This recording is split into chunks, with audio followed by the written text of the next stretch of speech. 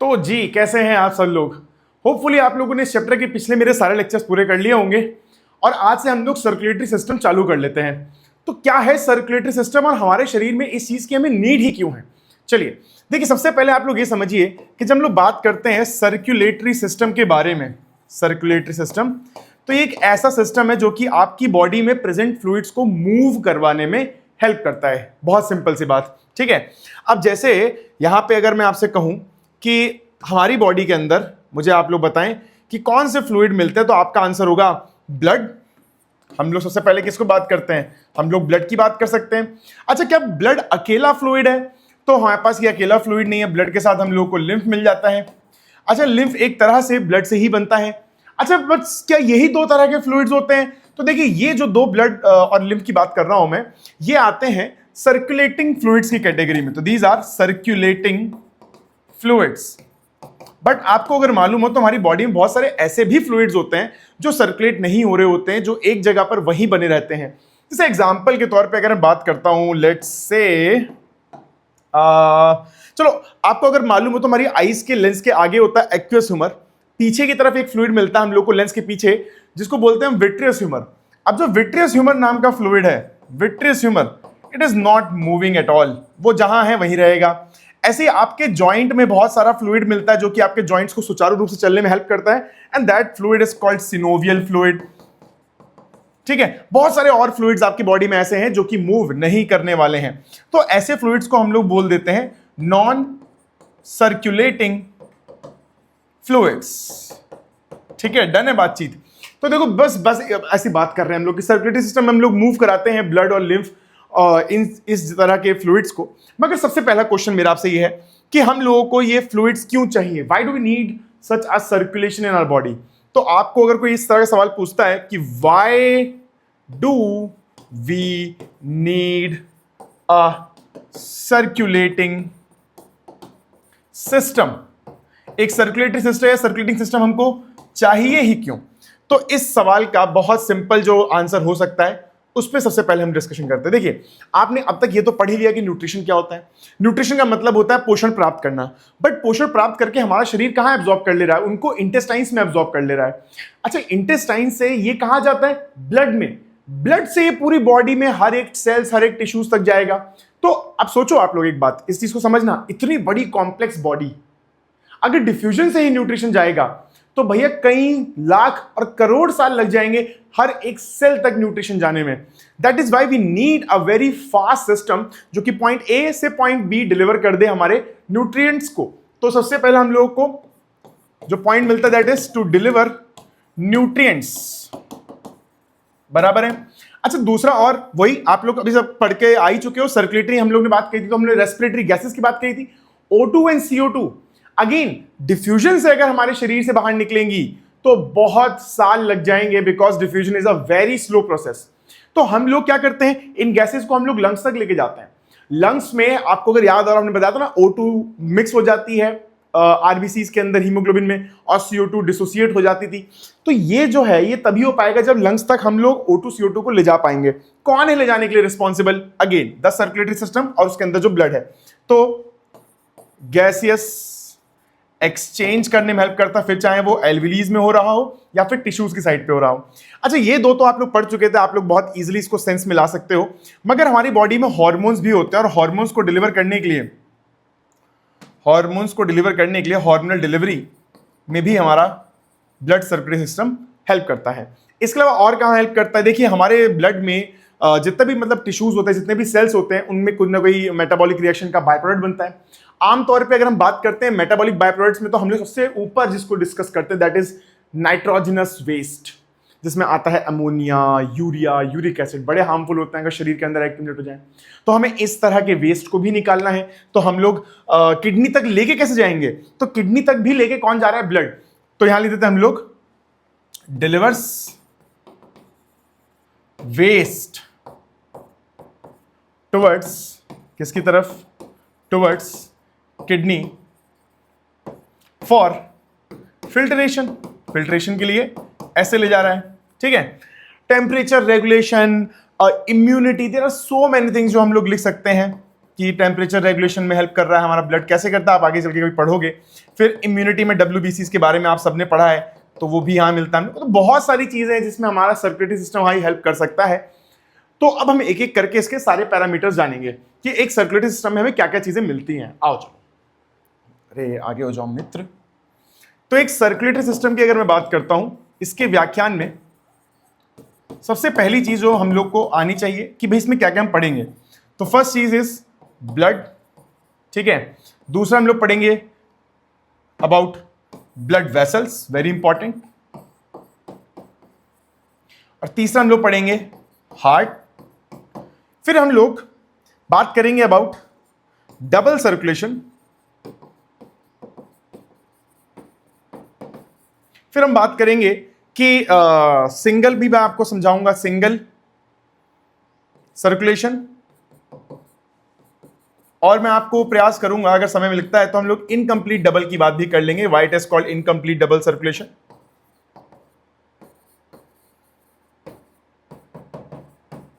तो इन सब पहलुओं को हम लोग इस चैप्टर में जो है टच करेंगे। देखते हैं एक वीडियो में हो पाएगा तो बहुत अच्छी बात है, नहीं तो एक वीडियो और आ जाएगी, क्या ही दुख है। आइए सबसे पहले ब्लड में बात कर लेते हैं। देखिए भाई, जब हम लोग ब्लड की बात करते हैं तो बहुत सिंपल सी बात है, ब्लड के दो ही कंपोनेंट होते हैं। देखो, एक होता है ब्लड के अंदर का फ्लूइड पार्ट और उसको कहा जाता है प्लाज्मा। आप ऐसे समझना है, मान लो ब्लड के दो पार्ट है तो एक पार्ट हो जाएगा plasma which is the fluid part, ठीक है। This is the fluid part. Where as दूसरी चीजें हमको जो देखने मिलती हैं इस प्लाज्मा के अंदर ही चल रही होती हैं, जिनको हम लोग आरबीसी, डब्ल्यूबीसी या प्लेटलेट्स बोलते हैं या फॉर्म्ड एलिमेंट्स बोल सकते हैं। तो दूसरी चीजें हमें देखने मिलती हैं फॉर्म्ड एलिमेंट्स या फिर ब्लड सेल्स, ठीक है। अब मैं अगर प्लाज्मा की बात करता हूं तो प्लाज्मा में क्या क्या चीजें मिलती है भाई। सबसे पहली बात तो यही है, प्लाज्मा क्योंकि फ्लूइड है तो फ्लूइड में सबसे ज्यादा हमको क्या मिलेगा, वाटर। तो सबसे ज्यादा परसेंटेज में यहां पे क्या होता है, वाटर होता है। प्लाज्मा के अंदर कुछ प्रोटीन्स भी होते हैं, ठीक है। इन प्रोटीन्स में जैसे आपको मैं 2-3 के नाम बता दूं, अगर वैसे तो ज्यादा है भी नहीं, 2 ही 3 है। तो सबसे पहला आता है हमारे पास एल्ब्यूमिन। एल्ब्यूमिन हमारे ब्लड की ऑस्मोलैरिटी को मेंटेन करने काम आता है। इसके अलावा हमारे पास आता है ग्लोबुलिन, जो कि टेक्निकली आगे चल के यही एंटीबॉडीज वगैरह बनाने में हेल्प करते हैं। और तीसरा आता है फिब्रिन, जो कि हमारे ब्लड की ब्लड क्लॉटिंग में हेल्प करता है। तो ये प्रोटीन्स हो जाएंगे। इसके अलावा यहाँ पे क्या मिलता है हमको प्लाज्मा में, प्लाज्मा में हम लोगों को मिल जाएंगे न्यूट्रिएंट्स, ठीक है। हमें यहाँ पे और क्या मिल सकता है, हमें यहाँ पे हम लोगों को मिल सकते हैं electrolytes like Na+, Cl-, K+, ये सब इलेक्ट्रोलाइट्स हमको यहाँ देखने मिल जाते हैं, ठीक है। और क्या मिल सकता है, और हमें मिल सकता है waste material, obviously because it is dissolved, it is found inside the plasma, तो वो डिसॉल्व होके हमारे पास किडनी तक जाएगा, ठीक है। तो वेस्ट लाइक यूरिया, ठीक है। तो ये सब चीजें देखने को मिलती हैं। वैसे जब मैं फॉर्म्ड एलिमेंट्स की बात कर रहा हूं तो फॉर्म्ड एलिमेंट्स में दोस्तों आप सब जानते हो, मैं बात करूंगा सबसे पहले रेड ब्लड कॉर्पसल्स के बारे में, आरबीसी जिसे आप लोग जानते हो, या इरिथ्रोसाइट बोल सकते हो, ठीक है। तो this is RBC AKA also known as erythrocytes, ठीक है जी। और यही होता है वो हमारा सेल जिसके अंदर हीमोग्लोबिन हमको देखने मिलता है। चलो मैं यहां लिखता हूं, कंटेन्स हीमोग्लोबिन, HB लिख रहा हूं, आप लोग समझ जाइएगा, ठीक है। देन हमारे पास दूसरा जो ब्लड सेल आता है that is called a WBC white blood cells. इसका बेटर नेम होता है ल्यूकोसाइट, तो आप लोग ये याद भी याद रखेंगे। अब फाइनली हमारे पास जो लास्ट आता है that is called a platelet. और जो प्लेटलेट्स होते हैं हमारे पास वो किस में हेल्प करते हैं, हमारे ब्लड क्लॉटिंग में। आप मुझे एक बीमारी बताइएगा कमेंट सेक्शन में जहां पे प्लेटलेट्स का काउंट बहुत कम हो जाता है। मच्छर के काटने से होती है और हरिद्वार में बहुत एंडेमिक है, ठीक है, बहुत ज्यादा देखने को मिल जाती है। तो ब्लड के अंदर ये जो चीजें हैं हमको देखने को मिलती हैं। आपको ये याद रखना है कि ब्लड के अंदर कहां हीमोग्लोबिन मिलता है, तो आपको याद है ना, आरबीसीज के अंदर हमें हीमोग्लोबिन देखने को मिल जाता है। अगर आपसे कोई पूछे कि ऐसे कौन सेल्स जो इम्यूनिटी प्रोवाइड करेंगे तो आपका आंसर हो जाएगा WBC यानी ल्यूकोसाइट्स। कौन हमारे पास ब्लड क्लॉटिंग में हेल्प करता है, दैट इज कॉल्ड प्लेटलेट्स, ठीक है। अच्छा, now one question might be asked कि भाई प्लाज्मा में और सीरम में क्या फर्क होता है। तो ब्लड एंड सीरम, चलो ठीक है, चलो प्लाज्मा की बात कर लेते हैं। प्लाज्मा एंड सीरम में क्या फर्क होता है। तो एक्चुअल में देखिए, प्लाज्मा जो आपने भी जस्ट पढ़ा, ये सारी चीजें होंगी प्लाज्मा में। अगर मैं इनमें सब में से केवल ये फिब्रिन हटा दूं, अगर मैं केवल ये फिब्रिन हटा देता हूं तो वो क्या बन जाएगा, हमारे पास सीरम बन जाता है। तो हम बोल सकते हैं serum is plasma without clotting factors के बिना जो हम लोगों को प्लाज्मा मिलता है, तो उसी को हम लोग क्या नाम दे देते हैं, सीरम बोल देते हैं। सीरम आमतौर पे जिस कभी आपके चोट लग जाती है तो चोट के बाद वहां पे हमारे पास कैप बनता है, पपड़ी। अच्छा, वहां पे आप देखोगे कई बार क्या होता है, छोटे छोटे हमारे पास पीले से अगर आप टच करोगे जेली जैसा सब्सटेंस होता है वहां पे, दैट इज ऊजिंग आउट, और वो जो होता है वही सीरम होता है, आप लोग याद रखना, ठीक है। खैर, अब इतना पढ़ लिया, फटाफट से बुक में देख लेते हैं कि हमने क्या क्या चीजें पहले पेज से डिस्कस कर ली है, ठीक है। अब देखो लिखा हुआ है यहाँ पास कि हम लोग बात कर चुके हैं कि क्लास 9th में अभी तक आपको मैंने टिश्यूज पढ़ाया नहीं, बट आपने पढ़ा है क्योंकि आप लोग 10th में आ चुके हैं, तो आपको मालूम होगा टिश्यूज बहुत तरह के थे, epithelial tissues, muscular tissues, connective tissues, ठीक है। तो ब्लड भी एक तरह का कनेक्टिव टिश्यू होता है। सबसे खास बात होती है फ्लूइड कनेक्टिव टिश्यू, तो स्पेशलाइज्ड कैटेगरी में पढ़ा जाता था इसको। कह रहे blood consist of a fluid medium called the plasma in which the cells are suspended, जैसा हमने अभी जस्ट डिस्कस करा है। कह रहे plasma transport food, CO2, nitrogenous waste in dissolved form. Oxygen is carried by the RBCs. आपको याद रखना है ऑक्सीजन जो है वो आरबीसी ही कैरी कर सकता है, बिकॉज ऑफ पिगमेंट है which is hemoglobin. It is also found in RBCs. Many other substances like salts are also transported by blood.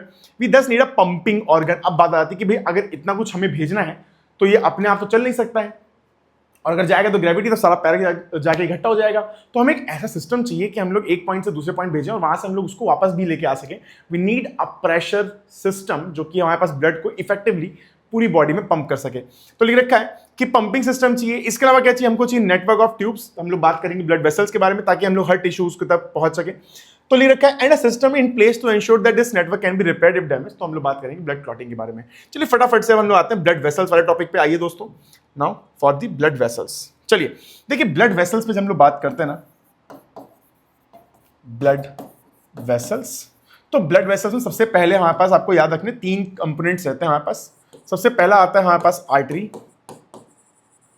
ठीक है, फिर आती हैं वेन्स, और सबसे माइन्यूट जो हमारे पास होते हैं उनको बोलते हैं हम लोग कैपिलरीज। तो ये है हमारे पास 3 ब्लड वेसल्स। अच्छा, इनमें से अगर मैं आपको बताऊं तो आपको देखो, आप तो अभी तक याद रख सकते थे या याद करते थे कि हमारे पास ब्लड आर्टरीज वो होती हैं जो ऑक्सीनेटेड ब्लड कैरी करती हैं, वेन्स वो होती हैं जो डीऑक्सीनेटेड ब्लड कैरी करती हैं। अब आपको मैं एक चीज बता रहा हूं, आप लोग को इस तरह से प्लीज याद नहीं करना है। आपको इतना याद रखना है, जैसे मान लेते हैं ये हमारे पास हार्ट है, जो भी ब्लड वेसल्स हार्ट से ओरिजिनेट होके ब्लड लेके जा रही हैं, carrying the blood away from the heart, मतलब ब्लड हार्ट से जा रहा है, blood carrying blood away from the heart. तो इररेस्पेक्टिव आप उसको नाम केवल आर्टरी ही देंगे, आप उसको हमेशा क्या बोलने वाले हैं, आर्टरी, ठीक है, क्लियर होगी बात। और जो ब्लड वेसल ब्लड कैरी कर रही है towards the heart, carrying blood towards the heart, तो हम उन्हें नाम देंगे वेन्स। याद रहेगी बात। अच्छा, इन बिटवीन जब हम बात करते हैं द साइट ऑफ एक्सचेंज, जैसे मान लो टिश्यूज पे एक्सचेंज करना है, तो आर्टरीज एंड ब्लड वेसल्स इनके बहुत ज्यादा डायमीटर थिक होते हैं, मतलब इतने थिक होते ही हैं कि इनके अक्रॉस एक्सचेंज डिफ्यूजन से पॉसिबल नहीं है। तो जो डिफ्यूजन कराने वाली ब्लड वेसल होती है उसका नाम होता है कैपिलरी। कैपिलरी बहुत पतली होती है दोस्तों, आप समझिए कि बस ये एक सेल जितनी थिन होती है। जैसे मान लो ये एक सेल की बस एक कंटिन्यूअस परत जा रही है, इस तरह की हमारे पास कैपिलरीज होती हैं, जिस कारण से होता ही है कि capillaries they are so thin that इनके अक्रॉस न्यूट्रिएंट, ऑक्सीजन, वेस्ट, इन सब चीजों को एक्सचेंज करा जा सकता है। तो आपसे अगर कोई पूछे कि ऐसी कौन सी ब्लड वेसल है जिससे एक्सचेंज कराया जा सकता है, तो आप आर्टरी और वेन्स नहीं बोलेंगे, आप बोलेंगे केवल कैपिलरीज, ठीक है। अच्छा, कौन सी ऐसी ब्लड वेसल है जो हार्ट से खून लेके जाएगी टुवर्ड्स द ऑर्गन, आर्टरी। अब आपको यह भी नहीं सोचना है कि ऑक्सीनेटेड ब्लड कैरी करेगी, डीऑक्सीनेटेड ब्लड कैरी करेगी, that is not our concern. मैं आपको आगे समझाऊंगा। ऐसी आर्टरीज भी होती है जो डीऑक्सीनेटेड ब्लड कैरी करती हैं, ऐसी वेन्स भी होती है जो ऑक्सीनेटेड ब्लड लेके आ रही होती हैं। बट आपको केवल इतना फंडा दिमाग में रखना है कि आर्टरी वो होती है जो हमारे पास ब्लड को हार्ट से दूर ले जाएगी, ठीक है, और जो हार्ट की तरफ ब्लड को लेके आती है, we are going to call it vein, whatsoever वो कुछ भी लाए। चलिए अभी हम बात कर लेते हैं इनके फीचर्स के बारे में। बहुत बेसिक फीचर बताऊंगा आपको, बहुत ज्यादा इसमें मैं आपको डिटेल्स नहीं शेयर करता, अभी आप लोग बहुत छोटे हो जानने के लिए, जस्ट इन केस क्यूरियोसिटी होगी तो हम लोग उसको कभी डील कर लेंगे इन फ्यूचर अगर आप मेरे साथ पढ़ेंगे, ठीक है।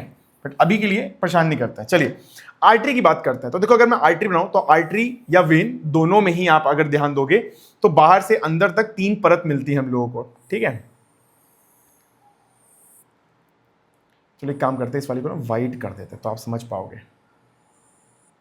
और ये वाइट वाली आप देख रहे होगे काफी थिक है, काफी थिक नहीं हो पाई, अब हो जाएगी काफी थिक, ठीक है। आप देख रहे हो कितनी थिकनेस है वाइट वाली लेयर की, बीच वाली लेयर की। अच्छा और फिर हमारे पास अंदर एक लेयर और होती है इसके भी, जो कि ये दिख रही है। तो आर्टरी में सबसे बाहर की लेयर को बोलते हैं ट्यूनिका एक्सटर्ना, ठीक है। फिर जो ये बीच की व्हाइट कलर की layer, this is called tunica media, very important, tunica media. Tunica media जो होती है वो स्मूथ मसल से बनी होती है और आप देख पा रहे हो कि ये लेयर यहां पर पर्टिकुलरली बहुत ज्यादा थिक है अदर देन अदर 3 लेयर्स, जो यहां पास अदर 2 लेयर्स, ठीक है। सबसे अंदर आती है ट्यूनिका इंटिमा।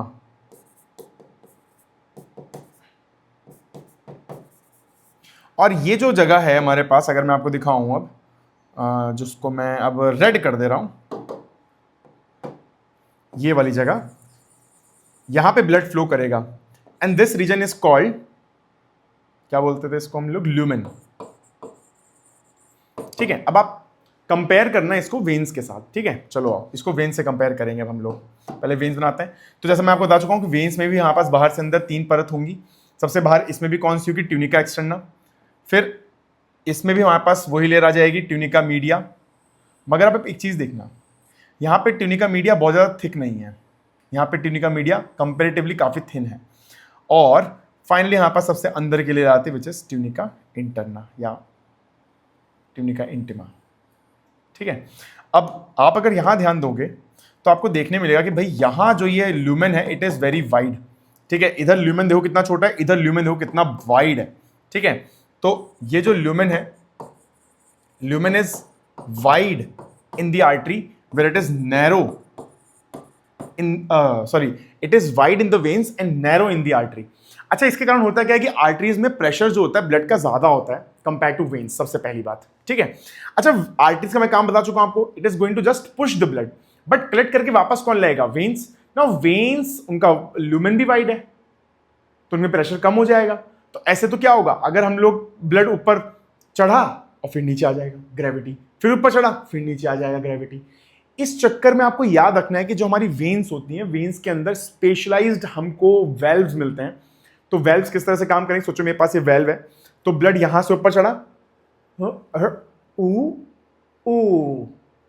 अब ये ब्लड नीचे नहीं आ पा रहा है, वेन में जो वेल्व्स हैं वो ब्लड को क्या कर देंगे, लॉक कर देंगे इस जगह तक। फिर ब्लड ऊपर चढ़ेगा, फिर वो अटक जाएगा, फिर ऊपर चढ़ेगा, फिर वो अटक जाएगा।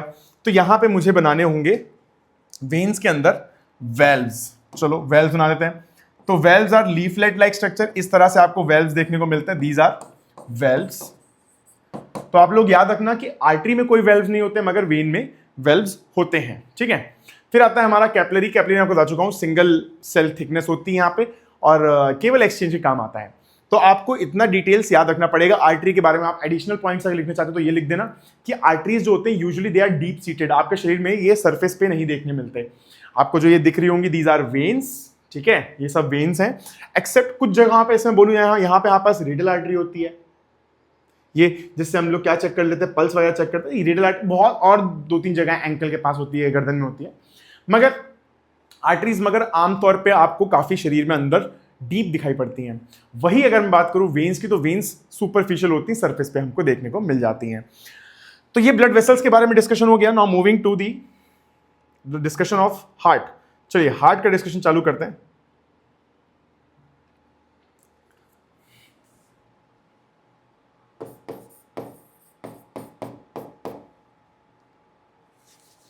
तो हार्ट के बारे में हम बात करते हैं। तो हार्ट हमारे पास क्या है, it is made up of,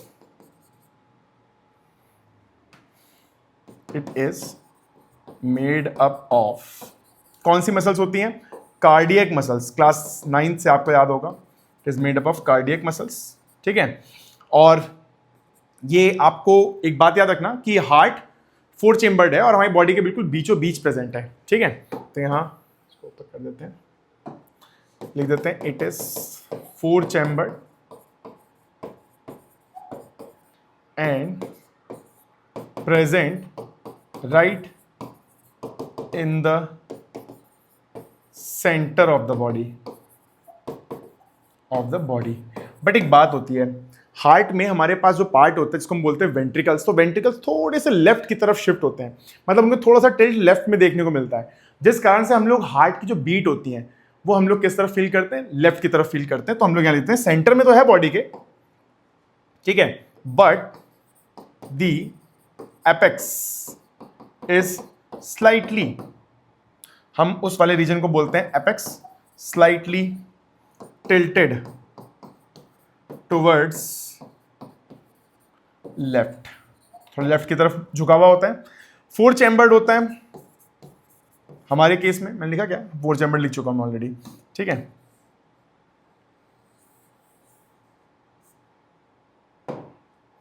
अच्छा, हमारा जो हार्ट होता है वो एक तरह की परत से ढका रहता है जिसको हम बोलते हैं पेरिकार्डियम। तो यहां लिखता हूं covered by a connective tissue layer,